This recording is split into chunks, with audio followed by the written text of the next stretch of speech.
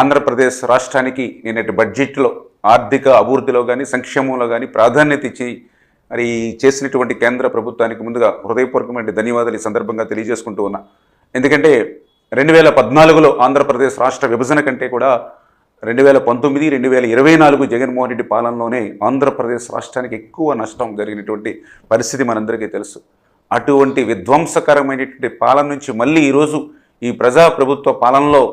మళ్ళీ ఈరోజు మనం చూస్తూ ఉన్నాం. రాజధాని లేనిటువంటి రాష్ట్రంగా ఉన్నటువంటి ఈ రాష్ట్ర రాజధాని అమరావతికి 15,000 కోట్ల రూపాయలు కానీ, ఆంధ్రప్రదేశ్ రాష్ట్రాన్ని భవిష్యత్తులో ఒక కరువు రహిత రాష్ట్రంగా మార్చేటువంటి శక్తి కలిగినటువంటి పోలవరం ప్రాజెక్టుకి 12,157 కోట్లు మరి ఫస్ట్ ఫేజ్లో ఇచ్చేటువంటి విషయంలో కానీ, అదేవిధంగా ఆంధ్రలో హక్కు విశాఖ ఉక్కు అని మనం నినదించి తెచ్చుకున్నటువంటి విశాఖ ఉక్కు ప్రైవేటీకరణ అయిపోతున్నటువంటి స్థితిలో మళ్ళీ ఈ ఎన్డీఏ ప్రభుత్వ నాయకత్వంలో మళ్ళీ దానికి 11,500 కోట్ల రూపాయలు ఈవేళ కేంద్రం సాయం అందించి ఆ ప్రైవేటీకరణ నిలుపుతున్నటువంటి విషయంలో కానీ,